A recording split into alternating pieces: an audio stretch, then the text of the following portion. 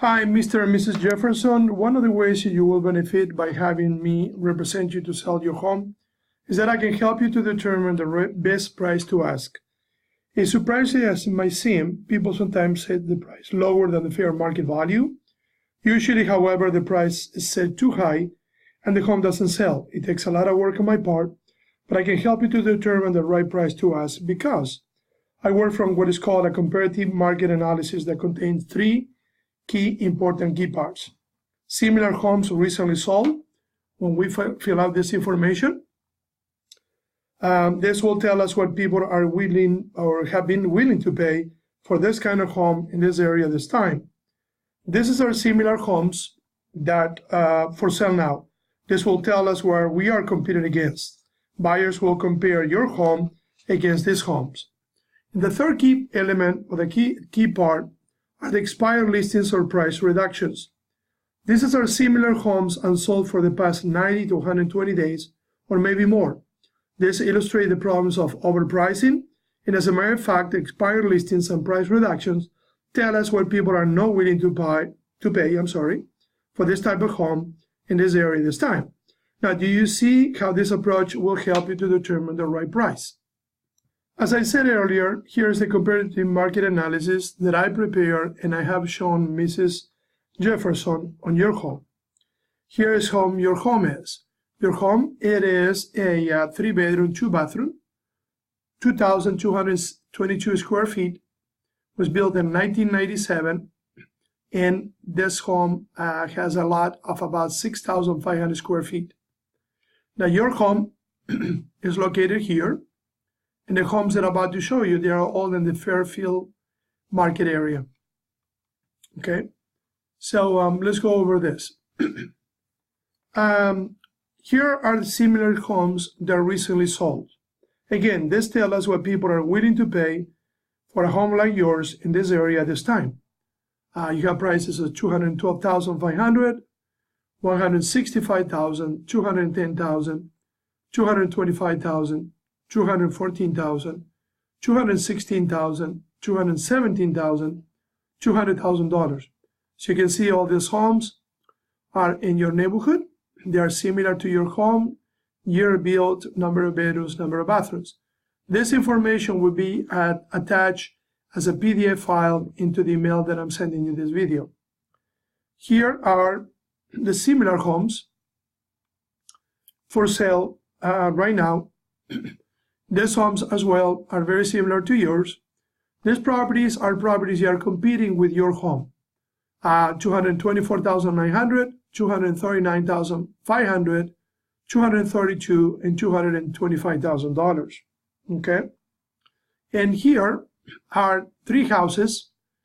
They are never sold. Are called expired listings or price reductions.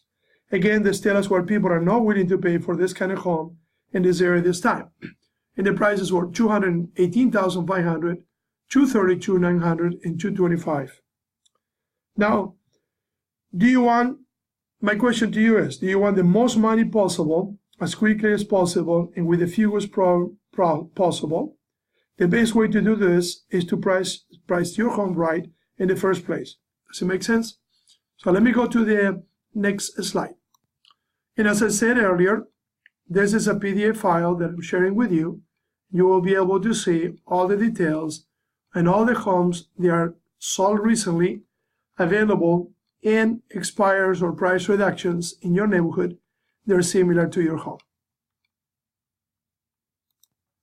You know, Mr. and Mrs. Jefferson, a listing on a house for sale is just like a loaf of bread.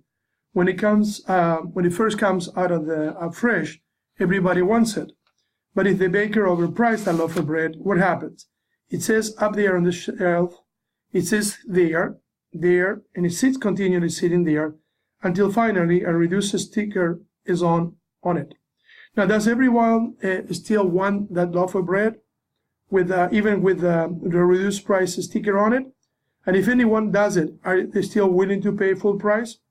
I sincerely believe that for you to get the most money in the shortest time possible, and to get the quickest sale and also the fewest problems, is pricing your home right in the first place.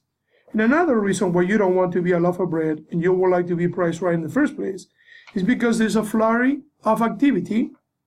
So it's really, really important to be priced right during the early activity, because your home will be noticed and it will be sold within the first 2 or 3 weeks. And after that, you will see the number of showings and the people calling on your property will diminish.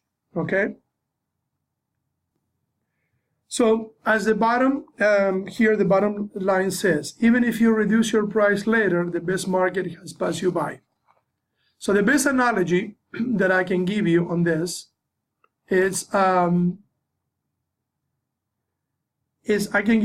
waiting to use the right price after the best market of buyer has passed you by. It's like holding to one of your best lures and not using it until after the fish swim by.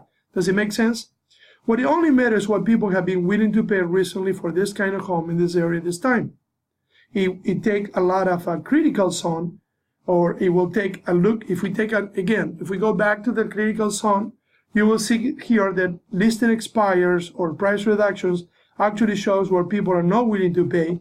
And of course, notice that people are not willing to pay. So that would be something in the price of. So if we take a look at the critical zone at the top here, with expired listings, price reductions, actually it shows what people are not willing to pay.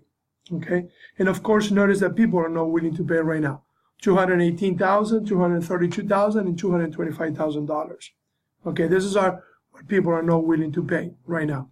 So my recommendation is to price a home right. I would like to provide you with this information so you can look at it, discuss it with Mrs.